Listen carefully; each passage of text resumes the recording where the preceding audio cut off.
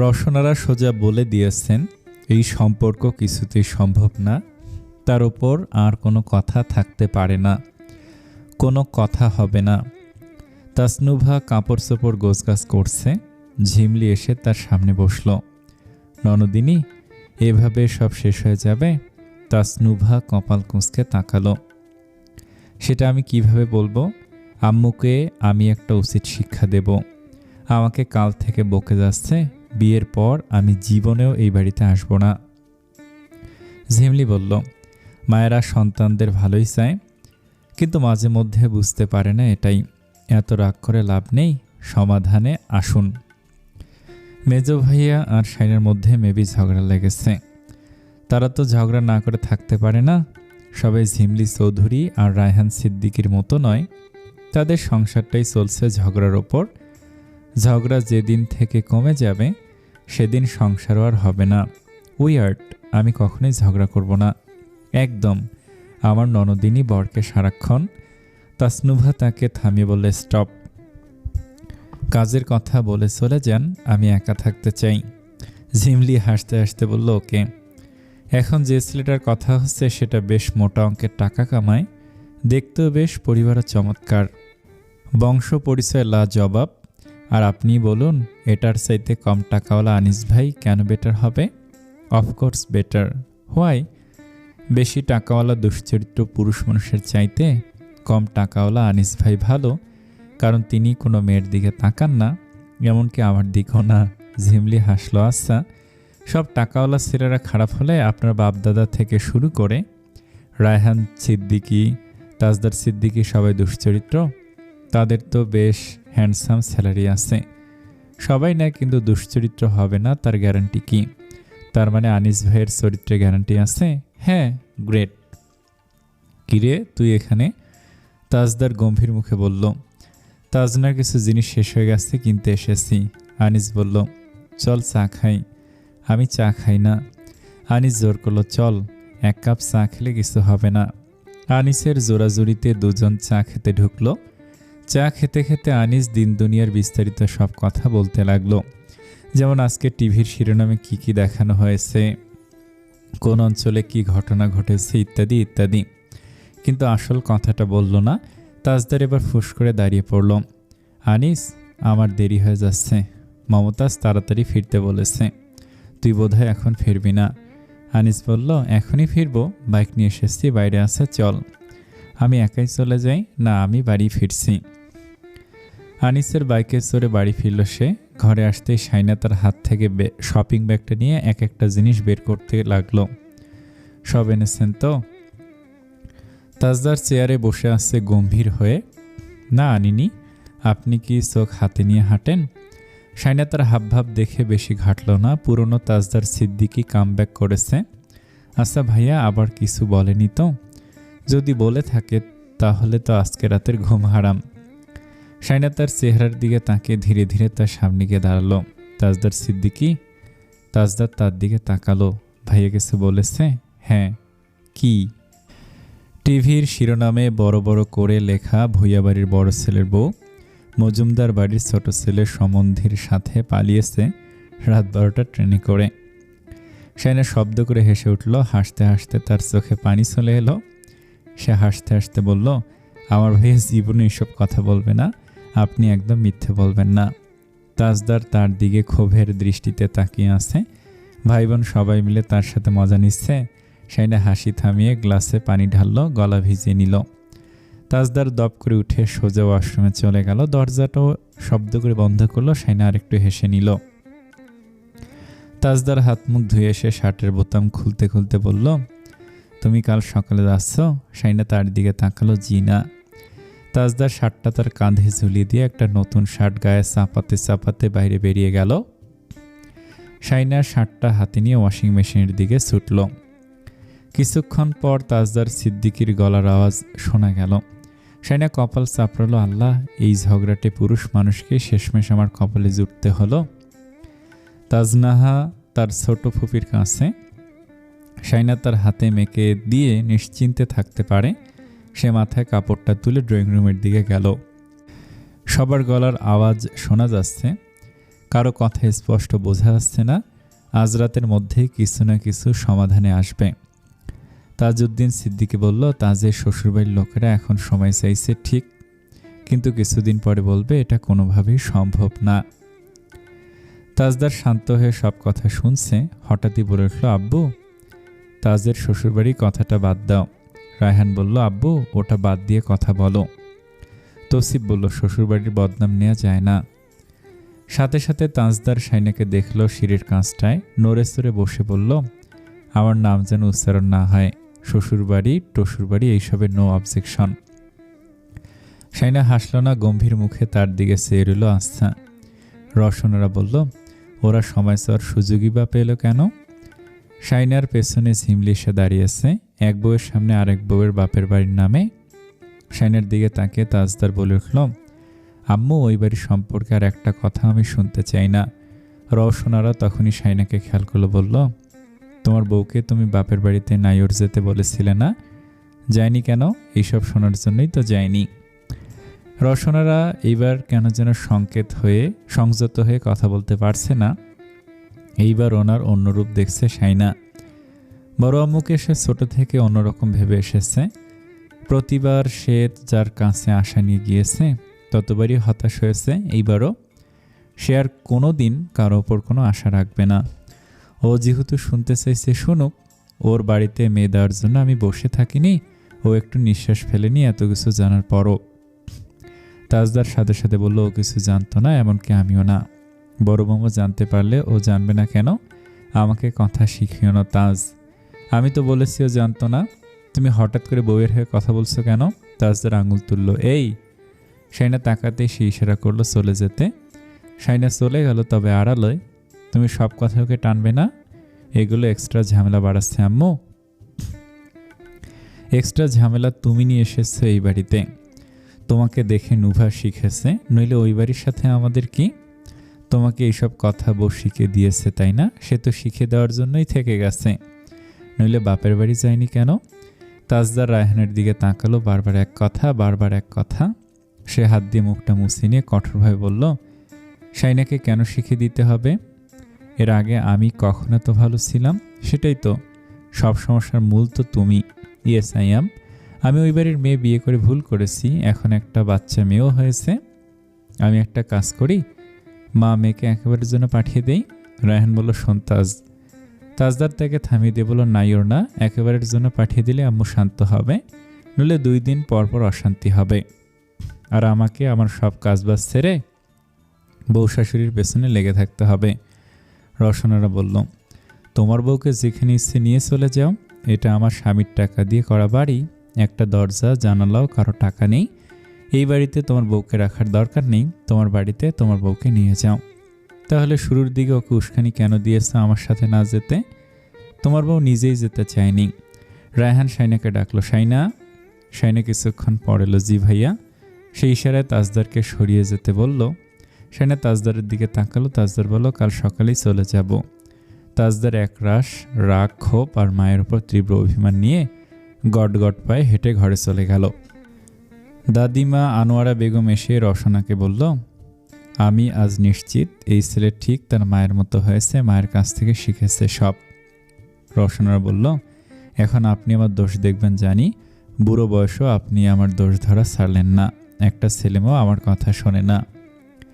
ছেলেমেয়েরা কি বলতে চায় সেটা তুমি শোনো না। আমি একসাথে 3 ছেলের বউকে রেখেছি, একটাকে আমেরিকা পাঠিয়েছি বরের সাথে, আর দুটোর সব হজম করেছি।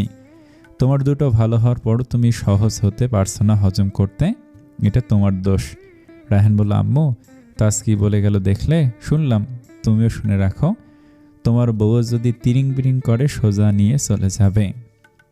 রায়হানের মন খারাপ হতে পারে ভেবে ঝিমলি হেসে বলল, আমি ননদিনের কাজটা সহজ করে দিয়েছি, আর কিছু না।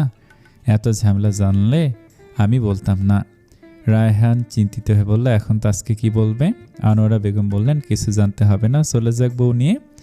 এটা হওয়ারই ছিল, সবাই ছেলের বউ হজম করতে পারে না। সেখানে বুঝতে পারছে না কি করবে। এখন মনে হচ্ছে তার বাড়িতে চলে যাওয়া উচিত ছিল। এখন গেলে বাড়িতে সবাই কি ভাববে? সবাই ভাববে সে আবারও ঝামেলা করেছে, তার জন্য এইসব হচ্ছে। সে এখনো বুঝে উঠতে পারছে না সে কি এমন করেছে যার জন্য বড় আম্মু তাকে সহ্য করতে পারছে না। তাজদার ব্যাকপ্যাক গোছাচ্ছে এক মনে। শাইনা কোনো কথা বলতেও ভয় পাচ্ছে। সে চোখের কোণা মুছে আলমারির কাছে যাওয়ার সময় তাজদার তার মুখের দিকে তাকালো ব্যাগের চেন বন্ধ করতে। শাইনা কিছু বলতে পারল না। দরজায় শব্দ হলো। ঝিমলি বাসন নিয়ে দাঁড়িয়ে আছে, ভাত। শাইনা তাজদারের দিকে তাকালো। তাজদার বলল, এই বাড়ির একটা দানা পানিও খাবো না, নিয়ে যাও। আপনি গরুর মাংস এনেছেন না? শাইনা ওটা রেঁধেছে নিজ হাতে। ও বেচারি এত কষ্ট করে রেঁধে বেড়ে না খেয়ে থাকবে? তাজদার শাইনার দিকে তাকালো। ইশারা পেয়ে শাইনা বাসনটা নিল। ঝিমলি দুজনের জন্য ভাত মাংস দিয়েছে ভরে ভরে। ভাতের বাসনটা টেবিলে এনে রাখলো সে। তাজদার শব্দ করে দরজা বন্ধ করে দিল। তাজদার সিদ্দিকে এক ফোঁটা পানিও খাবে না জেনেও শাইনা তাকে ভুলিয়ে ভালিয়ে খাওয়ানোর চেষ্টা করলো। হাতে হাতে কাজ করে দিতে দিতে বলল, আমি আপনাকে খাইয়ে। তাজদার গর্জে উঠল, তুই খা, তোর খুব খিদা শ্বশুরবাড়ির ভাত খাওয়ার জন্য? শাইনা চমকে উঠল, কেঁদে ফেলবে মনে হতেই তাজদার বলল, একদম কাঁদবি না, তুই রসনার যোগ্য পুত্রবধূ। আমার কোনো কথা তোদের কানে যায় না, সব সময় আমার দোষ ধরার তালে থাকিস। যাবে শাশুড়ির পাঁচাট, তোর সম্মান অসম্মান সব আমার সামনে। শাশুড়ি তোকে সারা দিন অপমান করলেও তুই তার পাঁচ আটবি। জাস্ট আসছে ভাত খাওয়াতে, এবারে একটা দানা মুখে তুলব না আমি। তুই খা, শ্বশুরবাড়ির ভাত খাওয়ার খুব লোভ তোর। শাইনা কাঁদছে, আবার কাঁদছে। এই দুই মহিলা শেষ করে দিল আমার জীবনটা। একজন জন্ম দিয়ে বাহাদুরি দেখায়, আর একজন আমার বাচ্চা জন্ম দিয়ে বাহাদুরি দেখায়। কাল সকালে গিয়ে আমি গাড়ির রাস্তায় জান দিয়ে দেব, তারপর তোরা শান্তিতে থাকবি। আবার কাঁদে। সেনা চোখ মুছে ফেললো, বলল, আমি বাড়িতে একটা ফোন করব। করতে হবে না, কোথাও যেতে হবে না, দরকার পড়লে রাস্তায় গিয়ে থাকবো। শাইনা তাকে আর কিছু বলল না। খেতে বসে ভাত মুখে তোলার সময় কাঁদতে লাগলো। তাজদার ব্যাকপ্যাক ফেলে চেয়ারে গিয়ে বসে আছে। তিতলি দরজার ওপাশে দাঁড়িয়ে আছে। ভাইয়া, বাবু ঘুম। তাজদার দরজা খুলে তাকে কোলে নিল। তিতলি চলে যেতেই তাজদার দরজা বন্ধ করে কটে শুয়ে দিয়ে আবারও চেয়ারে গিয়ে বসে পড়ল। শাইনা কাঁদছে দেখে মনে হতেই তার হাত ধরে টেনে তুলে বুকের সাথে জড়িয়ে ধরল। শাইনা তার সাথে মিশে গা দুলিয়ে কাঁদতে লাগলো। লাল শাক নিয়ে এসেছেন আফসার সাহেব। শাহিদা সেগুলো বেঁচে রাখছেন। সকালে কাজের শেষ থাকে না, রাতে কিছু করে রাখলে কাজ কমে আসে। সকাল হতে হতে কখন যে বেলা 11টা-12টা বেজে যায় খেয়ালই হয় না। আনিস ঘরে এলো। ভাগ্নিদের দোকান থেকে ঘুরিয়ে নিয়ে এসেছে চিপস চকলেট পেয়ে তারা মহা খুশি। তাকে দেখে শারমিলা বলল, ভাইয়া কিছু লাগবে? না, আম্মুকে খুঁজছিলাম। আম্মা এখানে? তারা দুই বোন উঠে চলে গেল। আনিস এসে মায়ের পাশে বসলো মেঝেতে। শাক বেছে দিতে দিতে বলল, মাছগুলো কেমন আম্মা? আজকে রাঁধিনি, ফ্রিজে রেখে দিছি, কাল দুপুরে রাঁধবো। ভাবতেছি ছোট জামাইকেও বলবো কাল দুপুরে এখানে দুটো ভাত খেয়ে বড় জামাইয়ের সাথে। ও তো আমার উপর রাগ করেছে, আসবে না বললেও। কেন? আনিস আর কিছু বলল না। শাহিদা বেগম অবাক হয়ে বললেন। পরে সব মনে পড়তেই ভাবলেন, জামাইটার ওপর না জানি আমার কোন ঝড় আসে। মেয়েটাকে কথা শোনাবে রায়হানের মা। এবার চিন্তা হতে লাগলো, তুই আর কোনো মেয়ে পাইলি না আনিস? ওই মেয়ে আমাদের বাড়িতে সংসার করবে তোর মনে হয়? ছোটবেলা থেকে ওই মেয়ে এমন হাসি ঠাট্টা বলছে না, 10 জনের সাথে মিশে না। আনিস শাক বেছে যাচ্ছে খুব যত্ন করে। ওই মেয়ে গুরুজন টুরুজন তোয়াক্কা করে না, সব জানি আমি। ওই মেয়ে যার ঘরে যাবে তার ঘরে আগুন জ্বালবে দেখিস। ওই বাড়িতে তিনটেই ভালো। ওই বাড়িতে বউ তিনটেই ভালো, তারপর আগুন চলে। কোন বাড়িতে? রজব আলীর বাড়িতে। শাশুড়ি পরের মেয়েদের দেখতে না পারলে তাদের কি দেয়? সারাক্ষণ খাওয়ায় খোটা দেয়, আগুন জ্বলবে না। শাক রাঁধলেও নাকি সরিয়ে রাখে, ভাত নাকি মেপে মেপে দেয়। চা খেতে দুধ চিনি দেয় না, কিপ্টে রজব আলীর ফুতের বউ। সেটাও তো কথা, তুমিও বউ জ্বালাবে নাকি আম্মা? শাহিদা বেগম রেগে গেলেন। তোর ভাবিকে আমি জ্বালাই? আনিস বলল। তাহলে বউ তোমাকে জ্বালাবে কেন? অনেক মেয়ে আছে এমন, বাপ ভাইয়ের পয়সা থাকলে শাশুড়িকে নাকের ডগায় তুলে আছাড় মারে। তোমাকে নাকের ডগায় তুলে আছাড় মারলে তুমি মাথায় তুলে আছাড় মারবে? পরের মেয়ের সাথে দজ্জালগিরি আমি পারবো না বাপু। তার চেয়ে ভালো আমি একটা ভালো ঘরের মেয়ে আনবো। আমাকে কাজকাম করে খাওয়াতে হবে না, স্বভাব চরিত্র কথাবার্তায় মধু থাকলেই হলো। এখন তো জামাইটাকে নিয়ে চিন্তা হচ্ছে, তোর সাথে রাগ করলো, বললি, তুই কিছু বলিসনি। আমি কি বলবো, ওর রাগটা স্বাভাবিক। এখন কথা হচ্ছে, তুমি আমার ছোট জামাইকে কি বলবে? তুমি তোমার ছোট জামাইকে। শাহিদা বেগম চুপ হয়ে গেলেন। তুই কিছু বলিসনি? বলেছি সময় লাগবে। ভুল বলেছি বলে তো মনে হয় না। আমার তো পরিবারের সম্মতি লাগবে। হুট করে বিয়ে করে ফেলবো, এমন কথা বলা যায় নাকি? শাহিদা বেগম চুপ করে রইলেন, কপাল কুঁচকে বললেন, ওই মেয়ের সাথে তোর কথা হয় না? তোর কি মনে হয় ওই মেয়ে তোর সাথে ভালো মতো ঘর করবে? তুই নিজেই তো বলিস ওই মেয়েটা বেয়াদব। আনিস শাক বাছায় মনোযোগ দিল। আমি অত কিছু জানি না। ছেলে মেয়ে সুখে থাকলে সেখানে আমি কিছু বলার কে? চাকরি বাকরি করে এসে যদি দেখিস ঘরে অশান্তি, তখন জীবনটা জাহান্নাম হবে। আমার মেয়েরা মাসের ভেতর কয়েকবার বেড়াতে চলে আসে। বড় বউটা নরম তরম, তাদের সাথে যদি খারাপ ব্যবহার করে তাহলে তো আমার সোনার সংসার আগুন লাগবে। নিজের মেয়েদের কথা বাদ, বউটাকে যদি বড় কথা বলে ফেলে আমার মান সম্মান থাকবে না, তোরটাও থাকবে না। তোদের সুখেই আমার সুখ। তুই আজ পর্যন্ত যা করেছিস আমি কি তোকে কখনো বাধা দিয়েছি? তোর যদি মনে হয় এই মেয়েকে তুই শিখিয়ে পড়িয়ে দিলে আমাদের সাথে থাকতে পারবে, তাহলে করবি। না পারলে বউ নিয়ে আলাদা হয়ে যাবি। কিন্তু মনোমালিন্য আর অশান্তি আমি ভয় পাই। আমি বেঁচে থাকাকালীন তোরা ভাই ভাই কোনোদিন যাতে তর্ক বিতর্কে না জড়াস, কোন্দলে না জড়াস। তোদের বউয়ের জন্য বাড়িতেও আলাদা আলাদা রান্না ঘরের ব্যবস্থা রেখেছি, দরকার পড়লে সবাই আলাদা খাবে, এই আর কি। এখন তোর যা ভালো মনে হয় কর। শাক বাছা শেষ হয়ে এলো। আনিস উঠে গেল। সে বাহিরে যাচ্ছিল। ঘর থেকে শাহিদা বেগম বলে উঠলেন, ওই মেয়ে এলে তো আমি আর হাঁস মুরগি পালতে পারবো না আনিস। ওই দিন বাড়ির পেছনে এসে আমাকে বলল, আপনার হাঁস মুরগিগুলো ম্যানার্স জানে না, যেখানে সেখানে পায়খানা করে। নখ কেটে দিয়েন, আমাদের উঠোনে মাটি তুলে ফেলে। মাটিগুলো ওদের বাপের নাকি? আনিস হেসে উঠে বেরিয়ে গেল। আনিসকে সোফায় বসতে দেখে দাদিমা আফসার সাহেবকে বললেন, তোর ছেলে কথার সহজ জবাব দেয় না, বুঝলি আফসার? আফসার সাহেব ছেলেদের সাথে মশকরা করেন না। ছেলেরাও বাবাকে বাবার জায়গায় রেখে সমীহ করে চলে। মায়ের কথায় সাড়া দিলেন, আচ্ছা।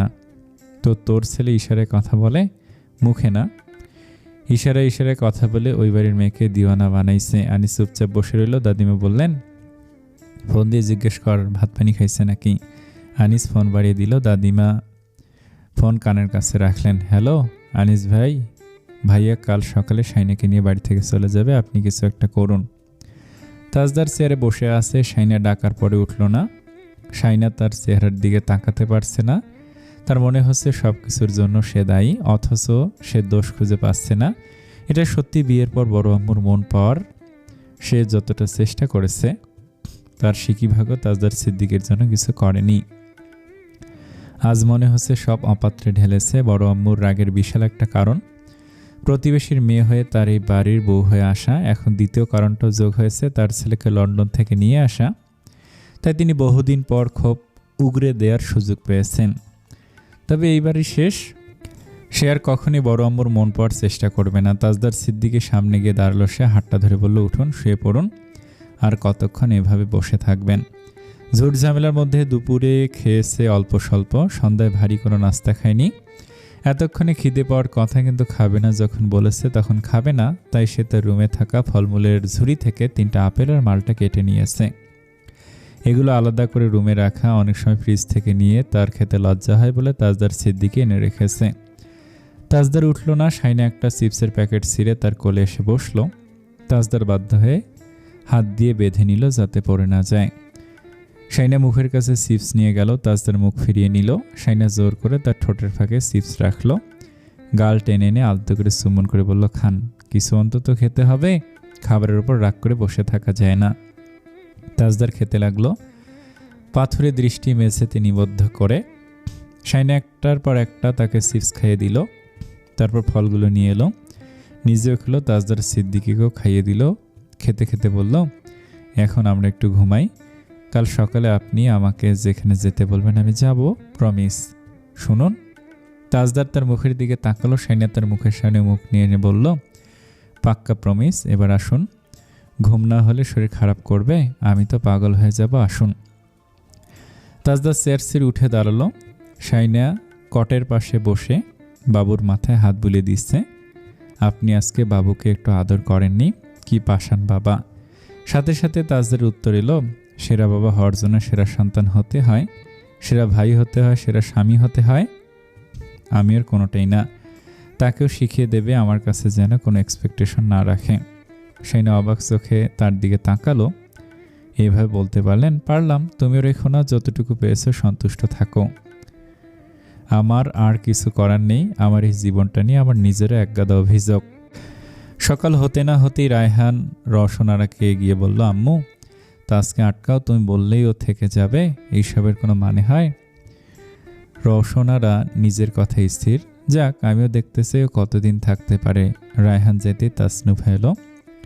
ভাইয়া তাকে বলেছে কোনো কিছুতেই আর তাকে না জড়াতে, এর চেয়ে বড় কষ্ট আর কি হতে পারে। আম্মু তুমি ভাইয়াকে আটকাবে? বাবুকে নিয়ে আসো শাইনের কাছ থেকে, বলো যেতে হবে না আম্মু। রওশনারা মুখ ফিরিয়ে বসে রইলেন। তাসনুভা শক্ত কণ্ঠে বললেন, আম্মু তুমি কিছু বলবে কি বলবে না? রওশনারা তার দিকে ফিরল। তুই কোন সাহসে এভাবে কথা বলছো? তুমি কোন সাহসে এভাবে কথা বলছো আমার সাথে? তোমার লজ্জা করে না? আমার কেন লজ্জা করবে? আনিস তোমার যোগ্য কোন দিক দিয়ে? তাসনুভা স্তব্ধ। তোমার ভাইও তোমাকে ওই বাড়িতে বিয়ে দেওয়ার জন্য উঠে পড়ে লেগেছে। ভাই বোন দুটোর মাথা খেয়েছে ওই বাড়ির সবাই মিলে।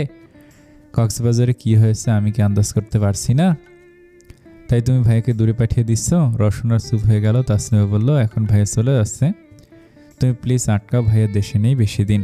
তুমি এসব কেন করছো আম্মু প্লিজ? রওশনারা তা মুখ ফিরিয়ে রাখলো। তাজদার আনিস আশরাফের সাথে কথা বলছে বাইরে। গাড়ি এসেছে। আফসার সাহেব আর শাহিদা বেগমও বেরিয়ে এসেছেন। আফসার সাহেব বললেন, মা বাবা এমন কত কিছু বলে, তার জন্য রাগারাগি করতে নেই বাবা, ঘরে চলো। তাজদার চুপ করে রইল। শেষ পর্যন্ত দেখবে তার বউ বাচ্চা বেরিয়ে আসার সময় মা আটকায় কিনা। কিন্তু রওশনারা আটকায়নি। এমনকি শাইনা সালাম করতে গেলেও তিনি মুখ ফিরিয়ে বসেছিলেন। তাসনুভা শেষ মুহূর্তে দৌড়ে এসে শাইনার হাত ধরে ফেলল। শাইনা ভাইয়াকে বোঝাও, ভাইয়া প্লিজ। ভাইয়ের হাতও ধরে ফেলল সে।